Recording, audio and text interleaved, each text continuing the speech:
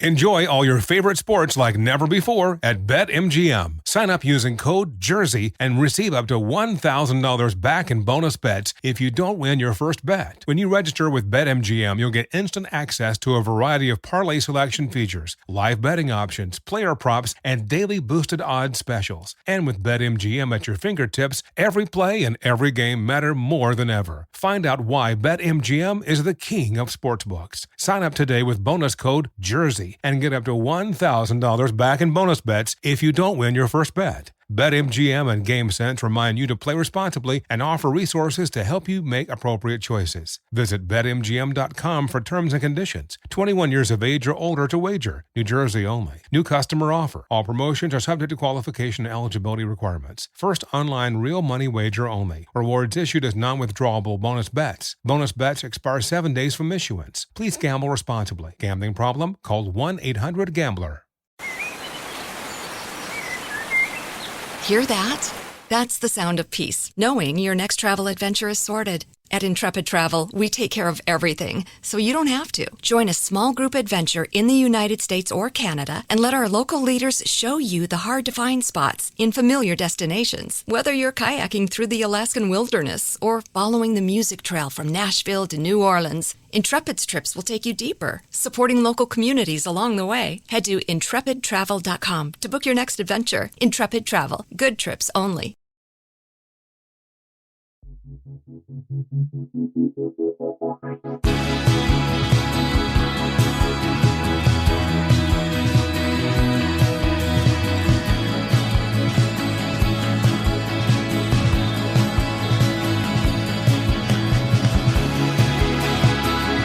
You're listening to 100 Words or Less with Ray Harkins.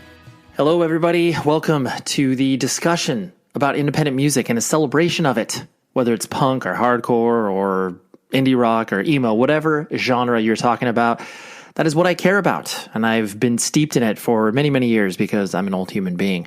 But I'm really, really excited about today's episode because this is a live podcast. But trust me in saying, like, some people just straight up skip over live podcasts because they're like, dude, I don't know. They're just trying to play to the people in the audience. And like, it's not that interesting. Today is an absolute exception. Well, I would say that every live podcast I do, which isn't that many, to be honest, is an exception because, yes, of course, I'm trying to entertain people there, but I'm just trying to have a different flavor and different version of what it is that I normally do in this particular podcast. But anyways, let's talk about the guests that I have. Well, first of all, this was recorded live at LDB Fest. And if you are not familiar with LDB Fest, it is a hardcore metal punk festival located in Louisville, Kentucky. They celebrated their 10-year anniversary this year. And I was thrilled because I got the invite to come out. Shout out to the entire LDB team. And if you wanted to hear about the origin stories of the festival, go back maybe a couple months and you'll be able to find an interview episode that I did with all two of the founders and then two people who have joined at a later date. But regardless, got the invite, flew out there and did live podcasts. And today I am bringing two of them to you. They are Bryan Garris, the vocalist from Knocked Loose, like literally probably playing Coachella right now as I'm doing this intro. And I have his little brother, which is a really, really cool thing to be able to combine both their conversations into one. I have Trey Garris, who plays in Weapon X, also played in Dare, and he's just a lover of the core. And so this was only his second podcast ever, and it was awesome to be able to do that. And this is the third time that I've spoken to Bryan, just because, we like to talk to each other, and he always says yes when I ask him. So these are two separate conversations, mind you. So the first one you will hear is Bryan from Knocked Loose. The second one you'll hear is Trey from Weapon X. I'll obviously do a little intro for that as we transition between the two conversations. But that's what we got going on today. You can always support the show, first of all, just by emailing the show. 100wordspodcast@gmail.com. I love to hear from you, whether that's guest ideas or whatever it is. I like to correspond with people because sometimes podcasting, a little bit of an isolating medium, but you can also support the show for free, cost you $0, just like 30 seconds of your time by tossing a rating and review on the Apple Podcast store. And then if you are listening to this on Spotify, you can just leave a rating on there. And all of those things are really helpful. I know if you listen to like more than one podcast, you hear people pleading for you to do that. And honestly, if like 3% of the audience would do that for this particular show, and frankly, all the other shows you listen to, we would probably stop harassing you. Anyways, let's dive into the live podcast. Like I said, LDB Fest, awesome. You should plan on going next year. If they have me back, I will absolutely do it again. It was a real fun and intimate environment, very different than the Outbreak Festival podcast that I did last year, but it was still really, really fun nonetheless. Anyways, first up, we have Bryan Garris from Knocked Loose, and then we have his little brother, Trey Garris from X Weapon X right after that. So here we go. Here's Bryan. So thank you, Bryan, for... Thank you. Thanks for having me. Third time. I know. Third time. That's what Bryan and I had the pleasure of doing this over in the United Kingdom at Outbreak Festival, and that was super fun. And so the LDB Fest invited me to do this here because not everybody wants to watch every single band and be punished by music all day. So that's obviously what we're doing here in this nice little space. So anyways, thank you, Bryan. Yeah, thank you. So I'm going to ask some sort of general questions about kind of fest life, because I mean, at this point, you've obviously watched this fest grow from, I mean, probably what, like 100 people the first year? A room smaller than this room. So it was like at a pizza joint or something like that? Well, the first year was at a venue that we used to have called Nelligan Hall. Okay. That was honestly not the smallest venue that it was in, but it was just like one of our only venues. Sure. And then the third venue that it was ever in was in a bar called the Cure Lounge. Okay. And it was way smaller than this room.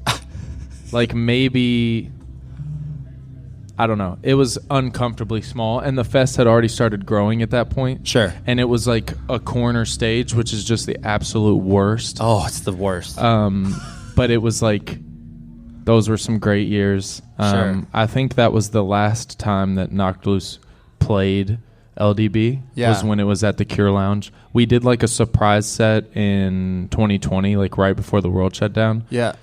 Because every single year we're here anyways. Like right. You're just hanging out. Every single member of the band's here just like hanging out. And like that year was like so much fun. And we were just like, can we play? Yeah, can we just like hop on for a few songs? Yeah, can we play like 5 songs?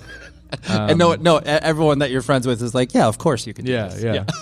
So yeah, it's been awesome to see it grow, like just as like a legitimate fan of the fest and like a fan of the bands and like kind of what the fest represents in a way, you know, like it's like a chance for smaller like regional bands to play like some of their most exciting sets. So it's really cool to see it turn into what it is now. Like I was saying a second ago, I just got here and like walking into that room and seeing the size of it, I was like, holy shit. Right. Yeah. This is like, and I think too, the idea of fests growing and watching it grow over time, you can be like, wow, this is the year it took the jump where all of a sudden people are flying in from all over the world. And it's just like, you know, your hometown where you're like, oh yeah, Louisville. Yeah. Like growing up and seeing like fests like United Blood and FYA, and then of course Sound and Fury and This Is Hardcore, like watching Hate 5/6 videos, and then like my friends wanting to do that version of that for us. And at first it was like, I mean, like people made fun of LDB, you know what I mean? Like it was like people would be like, why the hell would I want to go to Kentucky? Right. Like nobody. Cute idea. Yeah. Like I'm gonna request off of work and go to Kentucky of all places.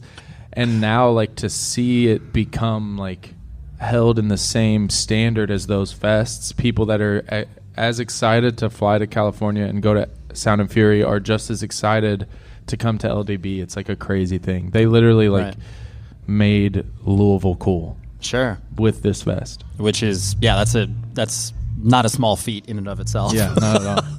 So speaking of fests, because now you have obviously not only played a ton of fests, but attended a lot of festivals, when I put you on the spot and say, like, it can be playing or it can be just obviously watching, what are some of your favorite fest moments, so to speak? Knocked Loose is fortunate enough to exist in this world where we're in like this mainstream circuit of festivals. Sure. And those are never really exciting to play. Like your set is never going to be insane. Like right. when you play like Louder Than Life or an Aftershock or Welcome to Rockville. And I don't mean that in any disrespect to those fests because like we're super honored to be able to play it, but it's just you're kind of playing it for a different reason. You're hoping to win those people. Whereas when Knocked Loose is fortunate enough to play a more like hardcore rooted fest or a fest that's a little bit more DIY, you're definitely more likely to have like a very exciting set and a set that people are going to talk about. But both are so interesting in different ways, whereas like the mainstream fests, it's exciting to be able to say like, yeah, we're playing a fest next month with Kid Rock. You know what I mean? And like we're not playing with Kid Rock. That was just the first name that came to my head. But like we played with Limp Bizkit in Belgium, and I watched him play to more people than I've ever seen anywhere. Like probably 80,000 people. Sure. And I like snuck onto the stage and like watched him play from the stage, and it was just like I had one of those moments where he was playing break stuff, and I was like, this is what destroyed Woodstock. Yeah. And I was like watching all these people like lose their mind. So like that's cool. Like you'll be in catering. One time Ice-T just like sat down at our table and ate lunch with us. So like incredible. Those fests are awesome because of that. But then like obviously like I don't even count LDB because it feels like this doesn't feel like a gig really. It's just like all of our friends are hanging out. Like but like doing like Outbreak was exciting because like one, I liked every single band that played. Like that was such an exhausting day because I had the schedule screenshot on my phone and I literally was back and forth like main stage, side stage, main stage, side stage. And I watched the only time I wasn't watching bands that day was when you and I were hanging out. So like that's obviously like it's exciting when you see a fest like that get announced and then you see like your day lineup get announced. Oh yeah. And you're like, oh hell yeah, like I'm playing with a bunch of friends or bands I want to see. Yeah, or exactly. band, like to your point, a band you want to meet. You're like, I've never met them and I love them. Yeah. And I get to hang out with them. Yeah, absolutely. So obviously you are playing this fest because it's your hometown, but then, it's a 10-year celebration. Like the fact that you've been a band 10 years, I'm sure it's weird to you. It's also like, I feel like you're a new band. You're clearly not. Like, you've existed for 10 years. I'm sure it's hard for you to reflect on 10 years of being in a band, but like when I mention that to you, what does that make you kind of think of besides the fact like, I'm just glad we're here? Yeah. So I've been working on the 10-year stuff for months now. Like we were lucky enough to have a couple months to kind of relax, and it allowed me to like fully focus on what I was going to do to kind of make this weekend a little bit more special for the band. Sure. And sometimes I feel like I get so like focused in and like tunnel vision on something that I don't really understand like the major scope of it. And it always allows it to kind of like, I'm like an extremely emotional person. So it always allows you don't say, Bryan. Yeah. So it always allows it to like hit like way harder because I've kind of put it off. So being here, like being back in Kentucky, and yesterday went to Quills and they have a banner hung up for Knocked Loose where like all throughout Louisville, if you're not from Louisville, you're probably not familiar, but they have like, it's called like Lou's Heroes. Okay. And they have banners hung up on like skyscrapers downtown that say like Jennifer Lawrence is Louisville because like she's from here, or like Muhammad Ali's Louisville, or like there's like a famous author named Sue. She has a banner, doctors and stuff. And I always like joked about how cool it would be to have like a Knocked Loose's Louisville banner. Right. So Taylor and our manager Vitalo actually worked out getting one made, and Quills agreed to hang it. So at the Quills location downtown, they've got this giant banner that's like a picture of us, and it says Knocked Loose's Louisville. And like seeing that was kind of like everything like rushing in, and I was like, wow, we've been a band for 10 years. Right. Yeah. It's I really like that because it's those things that you never ever have a plan to execute. You're like, all right, we're gonna play in this dumb hardcore band that's gonna get a banner on a coffee shop. Yeah, Like, yeah. That's not part of your plan. I mean, I never would have, like, I would have laughed if you said that we would have been a band for 10 years. Like, I would have laughed if you told me I would do, like, a quarter of the things that I've been lucky enough to do. We definitely have just been playing, like, catch up. Like, we get presented with new opportunities, and we jump at the opportunity because we're just a band that likes to do as much as we can, and then it's like figuring out how to navigate these new worlds and new avenues, and it's been really interesting. But it's like, it's way more emotional being from a place like Louisville, where like I've watched the scene grow and change, and the people that have stayed have just always been like, I may not be the best at like saying hello or introducing myself, but I see people and I see them here and I watch them grow, and I like, I've always wanted there to be like this no barrier between me and like the community that I'm so thankful to be a part of here in Louisville. Sure. No matter how big we got, whenever I came home, I never felt that, because I was just like, I just want to be a part of this. Right. You're just a kid going to a show. Yeah, exactly. Right, yeah, which is cool. And on that topic, too, the idea that, I mean, most hardcore bands, if they release more than 2 LPs, that's like, oh my God, I can't believe they did that. Yeah. And the fact that you guys have obviously put out a decent amount of music, beyond, you know, the band obviously turning into a quote-unquote job for you now, like that is what you make your living off of, how do you yourself try to make sure that you're keeping it fresh, where it's like, because it can get easy for you to just be like, all right, tour, record, blah, blah, blah, yeah. like, you know, but how do you try to keep yourself connected like that? Is it simply just showing up as a kid at a show or whatever? Or yeah, there's still like, we're fans first, sure, of what we're doing. You know what I mean? Like, we get opportunities to do things, luckily, that we're like legitimate fans of. Like, right. This last year, we entered a world of like a brand new world of touring for the band, which was like arenas. So like, that's something that like no like screaming band thinks that they'll ever see. You know what I mean? Like, we were playing arenas, and I'm like looking at like we played the Forum in Los Angeles. Yeah. And I'm looking at like banners from the Lakers hanging from the ceiling, and I'm like, I shouldn't be what am I doing here? Yeah. But like, we were on tour with Bring Me the Horizon, a band that every single member of my band is a fan of. Sure. So like, it's just like, there's a level of excitement that I feel like stays there, and if it's something that doesn't excite us, we don't do it.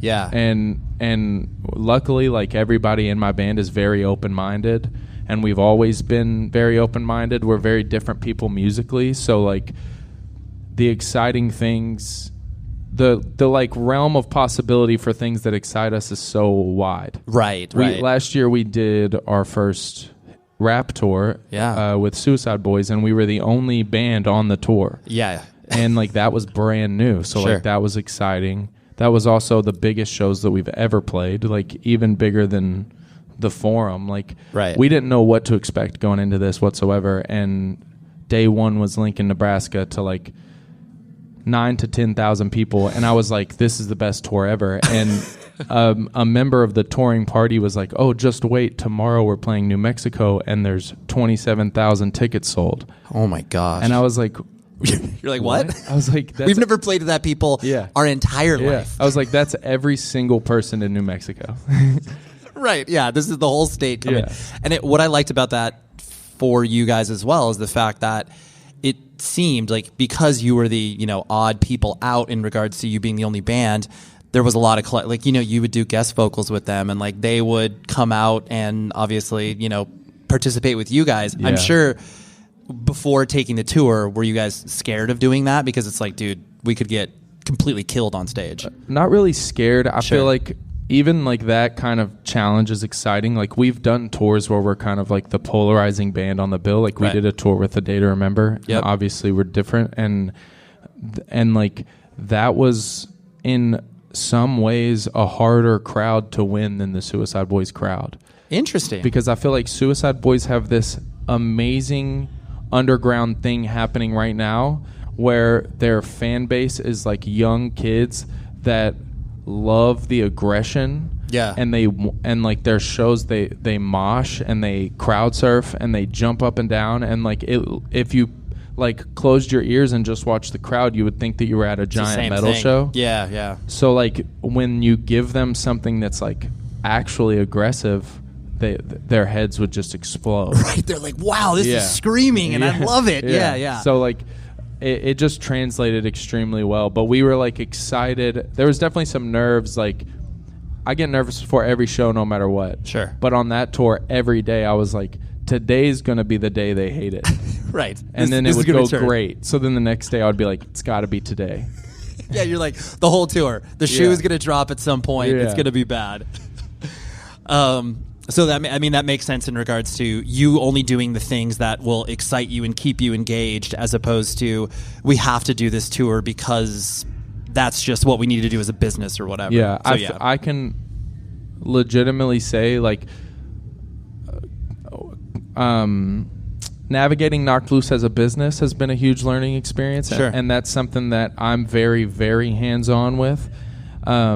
But I can confidently say that, like, although those conversations are obviously had, like, yeah, we're going to do Suicide Boys because it will help the business. Right. I can confidently say that we've never done anything just because of the business. Sure. You know what I mean? Yeah. Like, there's been tours that we've done with bands that I'm not necessarily a huge fan of, but I always walk away with new friends. I always walk away, like, most of the time a fan of their band because I'm, like, exposed to it in a new light. Right.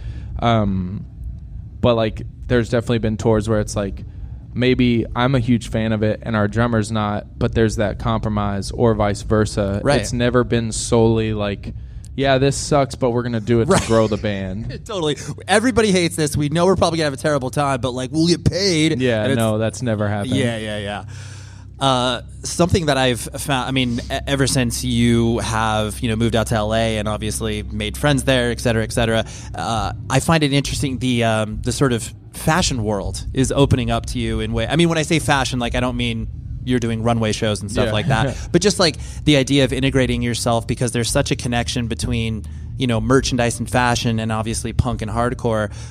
What has kind of interested you in sort of exploring that, whether it's like the collabs that you're doing and that sort of stuff? Yeah, I've always been a fan of clothes and shoes, and like when Knocked Loose started touring, I just like didn't even really have enough money for food, let alone like buying $100 shoes. Like, sure. So over the years I've gotten more and more into it, and traveling has exposed me to like different styles and things, and like getting to go to a place like Japan, and it's just like I know you've been several times, but it's just like the best place in the world for shopping. Totally.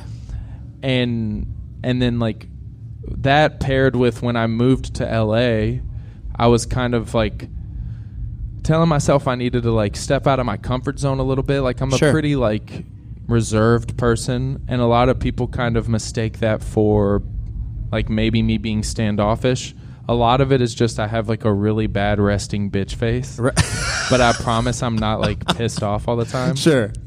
But so when I moved to LA, I was like, I need to be better about putting myself in new situations, and that's kind of exposed me to like we just did a collab with the brand Market. Right. I met someone that worked for that company, and then just like through talking, the conversation kind of snowballed into doing that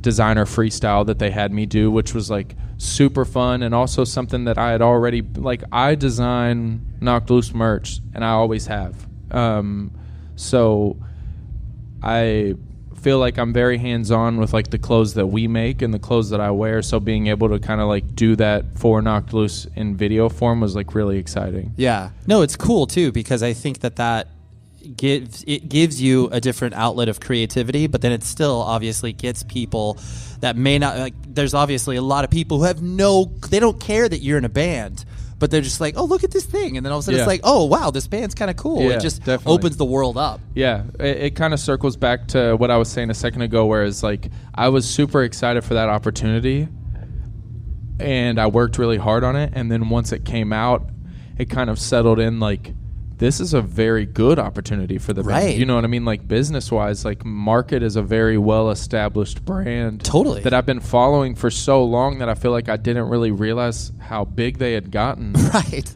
So like once it released and I saw the reception of the release, I was like, oh, this is actually like Right. also really dope for the business. This is what a collaboration is supposed to be like. Yeah. This is working well. A few last things I want to hit on was this is kind of a quick hit question, but for you personally, and this is, I know, an age-old debate, and there's no right answer, stage dives or sing-alongs, which is better? For you personally, not so much maybe like the way that people interact with you, like as far as, either singing along or stage diving on your head, which is obviously never the funnest when you get kicked in the back of the head or microphone in the teeth, but for you, stage dives or sing-alongs? It's weird that you said it that way because I feel like usually the question is moshing or stage dives. Yeah. Which in that regard, I would pick stage dives. Okay. Because like I would rather there always be a hefty front row than like the horseshoe. Right. But sing-alongs versus stage dives, yeah, I don't know because... Yeah, that's a really tough one. I know it, and honestly, maybe that's why. Because I know moshing, like you really are. There are not everybody participates in that. A lot of people obviously just like to. I mean, I know myself. I have moshed, as in like swung my arms like once on accident. Okay. At Every Time I Die show in like 2001. I got pushed in the pit. But quick side thing. I'm going to ask you a question because I always ask this when we tour with. We actually asked Every Time I Die when we toured with them because they're older now and they've been doing it for so long. Sure. What band would have to play again to get you to mosh? Ooh, that's a good question. Jordan Buckley's answer Please. was Premonitions of War. Wow, which would be sick. That's a deep cut. He said that was also the last time he moshed as well. Wow. And I said, unfortunately, if they played now, he might be the only one moshing. There would probably be like 4 people. Yeah, he would be the one moshing, and other people would be like, "Who's the band?" Yeah. So, is there a band that could get you to pit? That is. I appreciate the tough question asked me. So you're deflecting. So okay. I will pick sing-alongs to answer your question. Thank you. Pick sing-alongs because I can pinpoint so many moments in Knocked Loose's history where a sing-along has made a specific show remembered forever. That's true. And I have a really good memory when it comes to shows and the shows that we've played, but like first big show we ever played was Mixtape Fest in Long Island. Oh, yeah. It was like maybe 700 people, 800 people. Sure. First time we ever played to that many people, and I literally said, if our set's good, I will know by how many people say all my friends are dead. Right. And it was such a good reaction that I like teared up on stage. I can imagine. Like, you're just like, what? Yeah. Why do you all know this? Yeah. Yeah. That's amazing. Well, I appreciate that. Yeah. So as far as a band out of retirement, that's tough. I mean, I think I remember the closest I came to willingly mosh myself, like besides the sing-alongs, was probably Hope Conspiracy. And that, like, I mean, there are just certain bands where it's just like, circle pitting, no problem. I'll do that all day long. I mean, not because I'm old now. I won't do that. But Hope Conspiracy would probably be my that's response. a good one. Yeah. Last question: the idea that you obviously have EPs, LPs. This is very random, but would you ever do a double LP? Yeah, what do you just mean as like so just, many songs that it has to be on 2 records? Totally. I don't know. That's interesting. Yeah. I feel like today's attention spans are just getting shorter. Yep. And I am a person that loves the album format. I love creating an album because we like to focus on so much more than just we wrote at least 10 songs that are good enough. Like we like to really focus on how they flow, where they fit. Each song has its place. What song's going to be the single? Like sometimes we have songs that we're like, this isn't going to be a single, but it will be a staple live. Sure. Like Belleville is a song we play almost every show. That wasn't a single, but we just knew writing it that we were like, this song is kind of made for a live atmosphere. Right. I would be really nervous to do a double LP. Sure. Yeah. I do, on the other hand, in the back of my mind, have an idea stored in my notes this is like leaking big stuff here. If anybody podcast exclusive. Yeah. All right. If anybody here will remember this when the time comes, but I think that you'll be able to appreciate this as someone who loves vinyl. But in 2019, we released A Different Shade of Blue. Yep. And literally when we released it, I had the idea that 10-year anniversary of that record. Oh, okay. If we're still around. Sure. Release a box set of 7 inches that are all a different shade of blue. Ooh. Yeah. That'd be awesome. Yeah, that gives me goosebumps just talking. And then it fits perfect where you could do 2 a 7-inch. Right. And then we would include like maybe an unreleased B-side. Right. From that session on like the last one, just to make it even 2 every 7 inch. Right, and make it even more special from that perspective. Yeah. But I can see the mock-up in my head of all the records in different colors, like in like a spectrum. The whole spectrum of cyan, awesome. periwinkle. Yeah. Well, I'll even if you're not a band, I'm gonna hold you to that and just be like, you just randomly text you, hey Brian, it's about that time to do that 7-inch box. If we're not a band, you can hit me up and say, you probably need money. You should do this. Hey Brian, about that, you can figure this out and do that. Well, I very much appreciate you hanging out. Everybody, give it up for Brian, and thank you for watching. Yeah, thank you.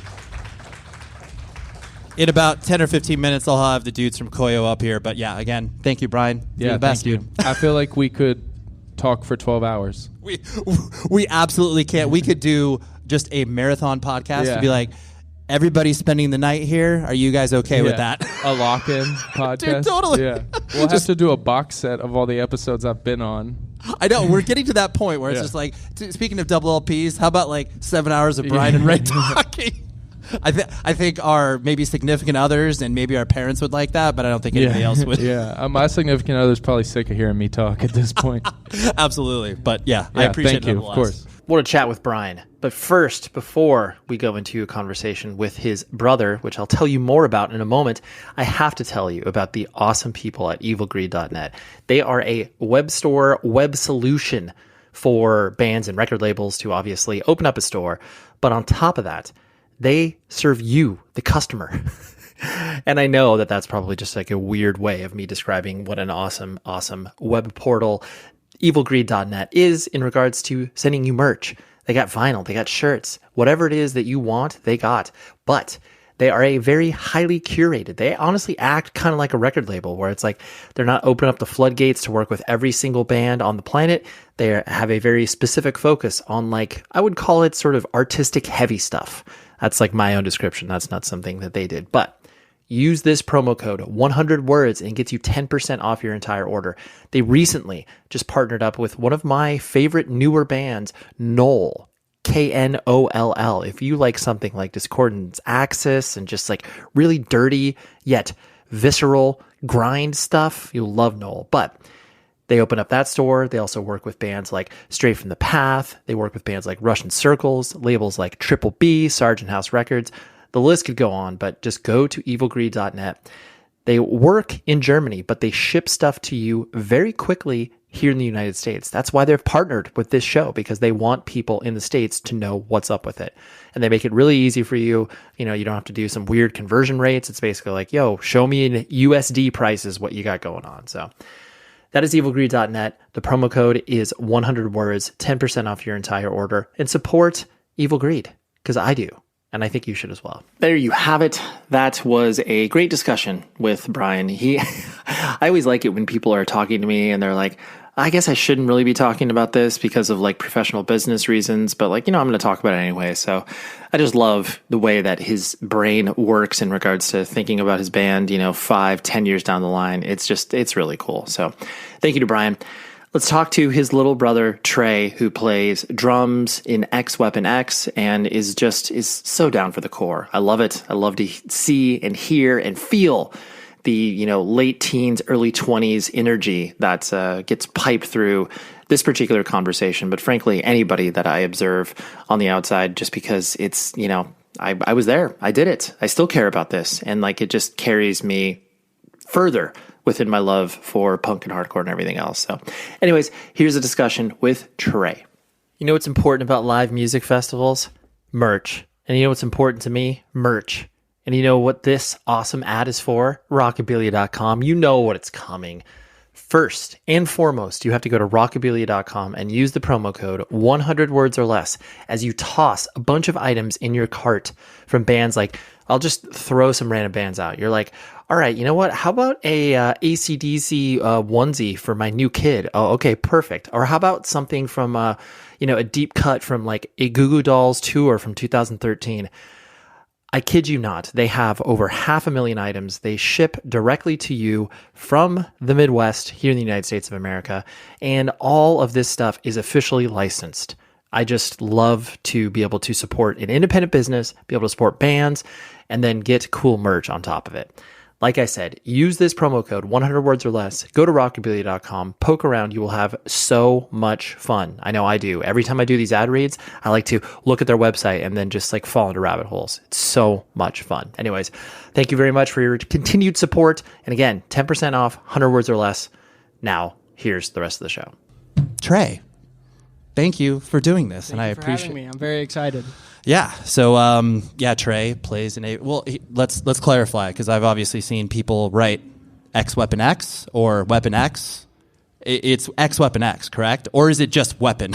Technically, it's X Weapon X. Okay. Because there was a bit of a conflict when we first started. The goal was for it to be just Weapon X. Right. But there was a band from California that was like commenting on LDB's posts like, you should have the real Weapon X play. So we had to switch it up a little bit. Gosh. Okay. So I guess technically on paper it's X Weapon X, but in our hearts it's always just Weapon X. Right. See, I thought it was going to be Marvel was coming after you for being like, hey, listen, you guys can't take Wolverine's corner. I don't know if you're familiar with that, like Weapon X. A little bit. Okay. Our singer Dave more so. Okay. He's a total comic nerd. That's where it originated from, actually. Right. That's kind of what I was imagining. Because it's funny, too, now where it's like, obviously every band name can be like figured out instantly if you're just Googling it. But now that bands can get ahead of that and be like, all right, we're going to change our name before it gets too far. Yeah.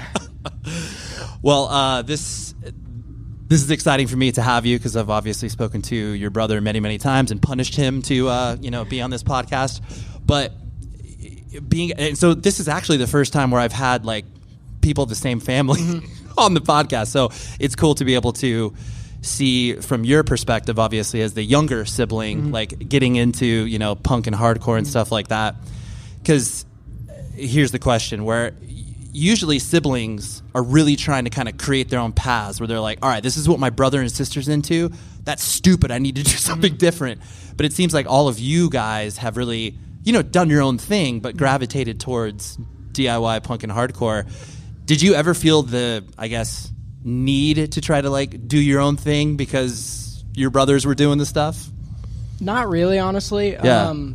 When we were younger, we weren't close at all, which Sure. is weird to think about now because both my brothers are like my best friends in the world. Right. But as Bryan started going to local shows and stuff, and Dallas started getting older, he would like kind of force Dallas to come. And when I was younger, I was like big into sports. Okay. So I had like no interest in hardcore whatsoever. And then just the older I got, I like fell out of sports, and they were like, "You should start coming to shows." And I was like, "Yeah, why not?" And Sure. then it just clicked one day. Yeah. Yeah. What sports were you doing? Just basketball. I played football my 6th grade year. My nickname was Lucky Charms because I was short and had red hair. And then I quit. Did you like that nickname, or Not you're at like, all. okay, I was No. gonna say that seems kind of mean. Yeah. And then I quit the next year. But I played basketball for about 7 or 8 years, and then I quit after middle school. Okay, got it. And did you feel like, because you were doing sports, like, and you obviously weren't necessarily interested in going to shows, like, did you feel like those two worlds couldn't collide, or was it just like, I'm not interested in that? I guess I just wasn't interested. Yeah. Yeah. Yeah, because it's less and less now, but it's like there used to be that parallel path where it's like, if you get into sports, like, you can't be a jock. We don't welcome you at shows or whatever. Mm-hmm. Like, that doesn't happen as much anymore, Yeah. but it's cool that you didn't feel that pressure or whatever. It seems like I'll kind of dive into the X Weapon X stuff, where it seems like I'm going to compare it to being from Orange County, a great band called Throwdown, started as a joke. And I'm not calling X Weapon X as a joke, but is there a little like tongue-in-cheek, like, hey, this is kind of silly but also really fun? Like, Big time. Okay, just wanted to make sure I Yeah, was tracing. absolutely. Okay. Was it, so from the get-go, you were like, all right, this is going to be like a really maybe not funny straight edge band, but just like Obnoxious. Okay, obnoxious. Yes. I didn't want to say it, but I wanted you to say it. Yeah, absolutely. We knew with like Bryan and Isaac being gone all the time that we could just make it as ridiculous as we wanted, and then just like play shows every now and then. Right. Yeah. Got it. And so yeah, the idea that, and you knew that people were going to pay attention to it just based off of who was in the band, but was it one of those things that like people just, I guess, outside of the scene, once they started to pay attention to it, you're just like, oh wow, this is weird that this like people are really paying attention to what we're doing? It is very weird to me. It's the first band I've ever been in, like, written music with, and so the support that it's gotten blows me away every single day. It's wild. And especially, too, where I know a lot of things, like, if you start it as something that's not serious and then it turns in, not like this is turning into your full-time job or anything like that, but it gets more recognition, then you're like, hey, why didn't you pay attention to the thing that I was doing, like, for reals or whatever? Yeah. So when you started to, because you've played with Dare and you've done a lot of touring and stuff like that, when you first started to get out there, how did your parents react to where it's like, oh wow, now we got another kid that's going to be on the road, and like, were your parents as permissive as they were with your siblings? Yeah, it was just another day. Like they were so used to it with Bryan and Dallas being gone that they were like, all right, well, we'll see you in a month. So it's like all of the work that they did, they were like, oh yeah, like this is what Trey's gonna do. Yeah. And did touring meet your I guess expectations, or were there things that you were surprised about? I didn't know what to expect, honestly. Yeah.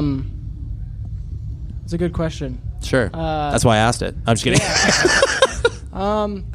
I don't know. I've done a lot of touring. Like, I toured with Dare a lot, and then I've done quite a few tours with Knocked Loose now, just like running merch for them. Yep. And so it was weird to see how things work on both ends of the spectrum, because Dare is obviously more on the DIY side, and then Knocked Loose, with the success they've gotten, it's like crazy on their side. So I've gone from like doing 3 weeks in a van to hopping in a bandwagon with Knocked Loose, and it's like, it's been very cool to see both sides of the spectrum. Right. And when you were playing with Dare, like, you got a chance to go over to Europe, and there's a lot of things that you did. What, I guess, what was surprising about touring Europe versus the stuff that you had done in the States at that point? Everyone in Europe is very accommodating. Yeah. Like, every night there's a place for you to stay. They make you dinner. Like, every venue has food for you, and that's just not how it is in the States. No, whatsoever. we don't care. Yeah. No, not at all. Figured out on your own. Exactly. That's it. Yeah. Whataburger and hotels. That's right, and barely that. Where it's like, if you, I mean, it's like people at shows are obviously generous, like opening their houses or whatever. But if you ask the promoter, hey, could you help me out with this? No, unless they're obviously like a hardcore kid. Is it when you first started to really go to shows and starting to claim straight edge and stuff like that?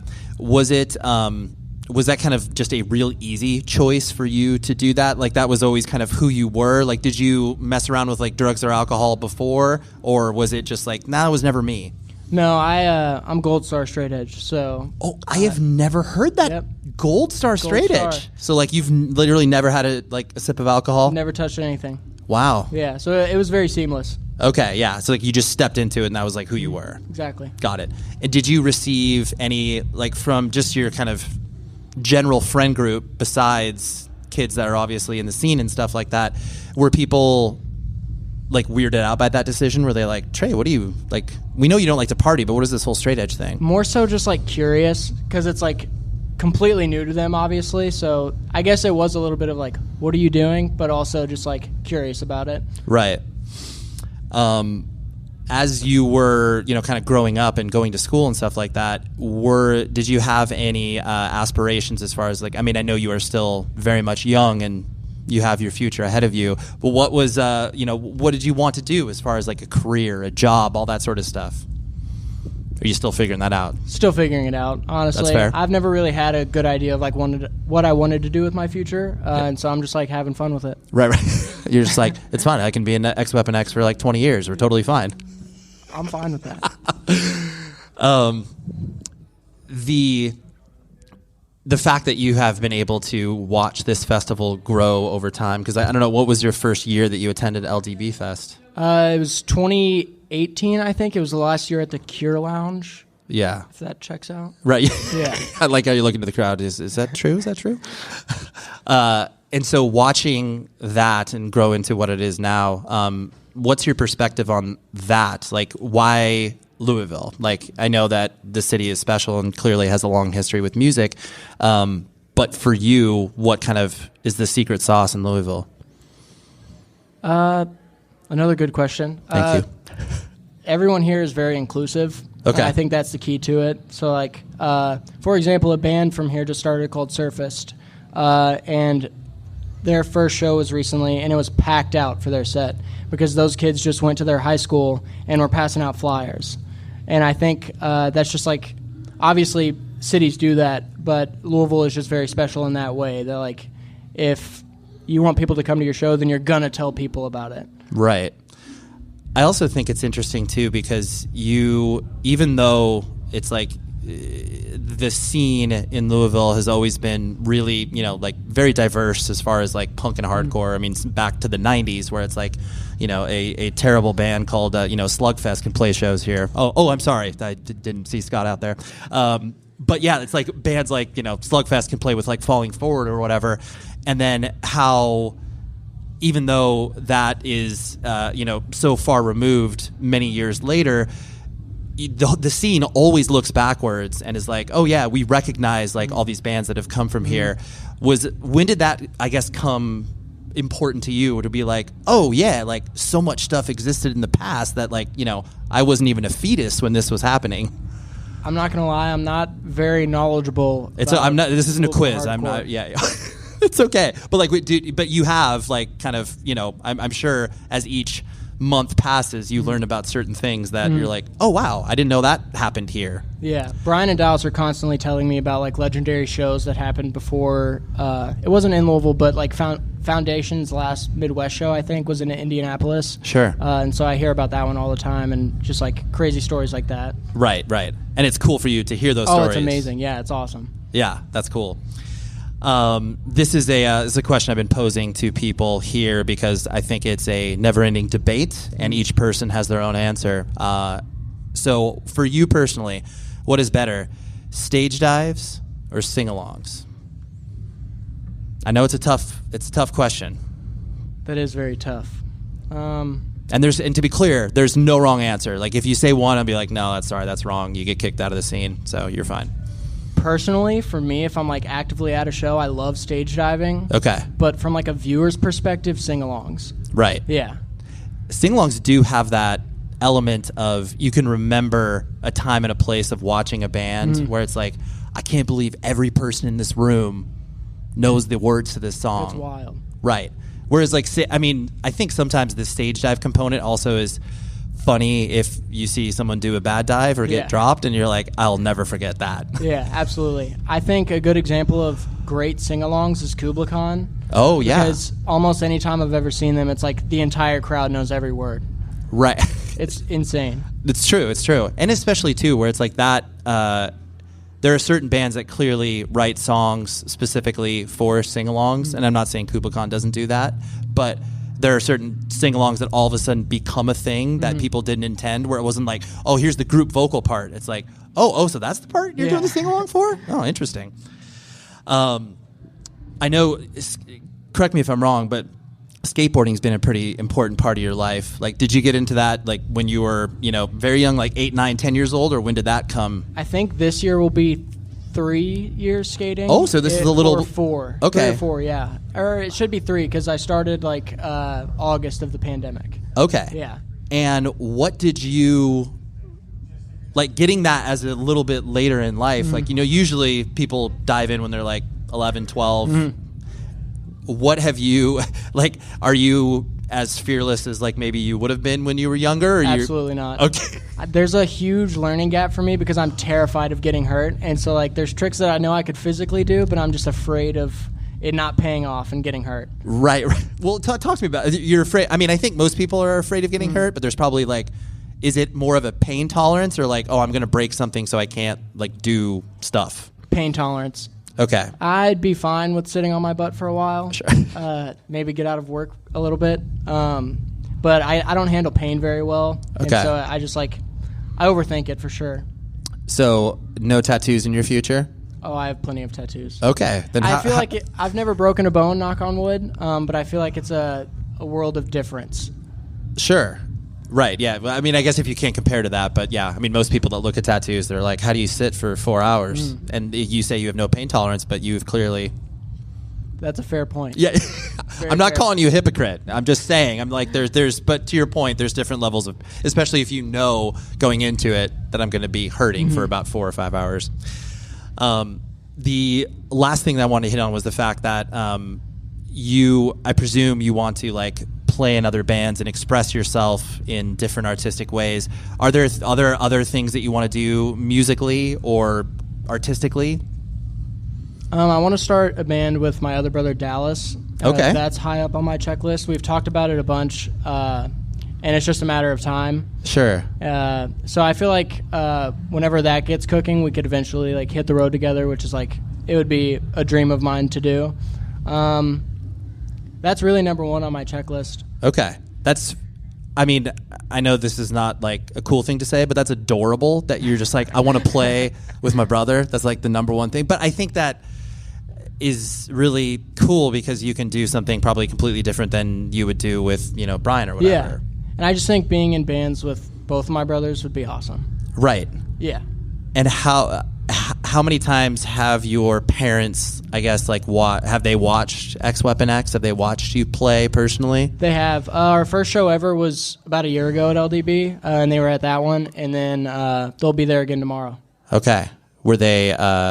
What did they think of you? I mean, because obviously they've seen your brothers play, but like, were they scared for you? Like, were they like, oh, we know what to expect?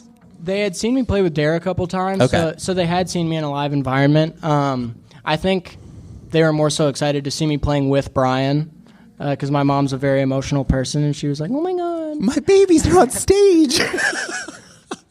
That's very. I just like that idea of rather than like parents watching their kids at a sporting event or whatever, watching their children make loud music and like having a tear in their eye. It's way cooler. I'm not gonna lie, it is pretty cool. The last thing that I'll hit on is the idea that you are still, obviously, like I was saying before, very young and still understanding like what your likes, dislikes, just in music in general and in life. What is something that you you look back on even 1 or 2 years ago that you like really liked that you feel is just so silly or stupid now, where it's like not even like a guilty pleasure, where it's like, dude, I love like so many people that are like, I loved Blink back in the day, but they suck now, and I'm like, I don't roll with that. But if you do have something that is like people would define as a guilty pleasure, so is there something that you're like, oh, I got a skeleton in my closet and I'm totally fine with it? Not really. No. I stand by any music I've ever liked. That's good. Well, then what was your first introduction point to music that was like completely your own? I try and stay up to date with a lot of new music, so there's no telling what band it actually was. Okay. When I was getting into hardcore, Bryan and Dallas would like try and show me the oldies and the classics and stuff. Sure. But The oldies. I love that you say the oldies. Oh my gosh, that makes me feel, God, it makes me feel 475 years old. I love that, the oldies. Anyway, sorry. I've just never heard hardcore referenced as the oldies, but that's beautiful. Anyways, yeah, they showed you the old stuff, we'll say. Yes. Yeah. But I feel like I was always like trying to find the newer bands and stuff. Like that's how I found Dare. I came home from school one day and I showed Bryan and Dallas Dare's demo, and they were like, "What? Yeah. What is this?" Right, you're like, this is my stuff. Yeah. And then 4 years later, I was on tour with them. It was very crazy. Right. And did you just meet them and become friends with them, or were you like, yo, I'm gonna play drums for you? I was a big fan of the band, and so we were just like really good friends. And then there was a tour in like November of 2021, and Angel just randomly hit me up and was like, yo, we need a fill-in, would you be down to do it? And I was like, 100%. Right. And then before that one was even over, they were like, spot's yours if you want it. And I was like, I'm jumping in. Right. Wow, that's cool. That's I just like that idea that you're just like, if you guys ever need anything, I'm here. Well, was this your actual first interview that you've ever done? No, you've probably done others. But I did the Scoped Exposure podcast. Yeah. But that was my first. This is only my second. That's good. Well, you did great. Well, thank you. Everybody, thank you for having me. Give it up for Trey. Second interview ever. Way to go, my friend. Thank you. What a family affair here, right? Isn't that adorable that I could have brothers on? Oh, it's just so cool. But genuinely, I know that may sound sarcastic in some way, shape, or form, but I was so stoked to have them both on because you could get different sides of the same experience. I love it. So big shout out to both of them for appearing in a unconventional environment of live podcast at a music festival, but they loved it and I loved it. And I'm happy to release more episodes over the next coming weeks. So more LDB Fest coverage coming soon. Next week, I have Aaron Hurd from Jesus Piece, who just released an absolutely monster record.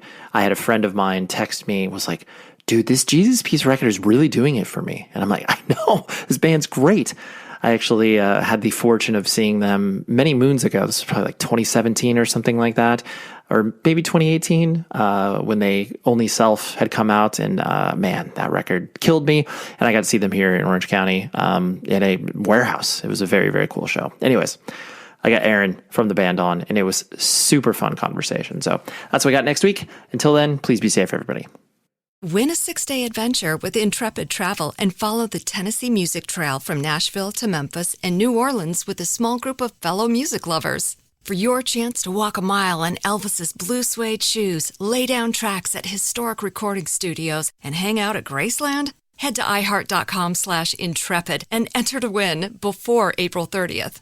Lucky Land Casino, asking people, what's the weirdest place you've gotten lucky? Lucky? In line at the deli, I guess? Aha, in my dentist's office. More than once, actually. Do I have to say? Yes, you do. In the car before my kids' PTA meeting. Really? Yes. Excuse me, what's the weirdest place you've gotten lucky? I never win and tell. Well, there you have it. You can get lucky anywhere, playing at LuckyLandSlots.com. Play for free right now. Are you feeling lucky? No purchase necessary. Void where prohibited by law. 18+. Terms and conditions apply. See website for details. With uncertain economic forecasts, organizations are focused on optimizing their IT expenses. They're consolidating services and finding ways to reduce the burden on IT teams.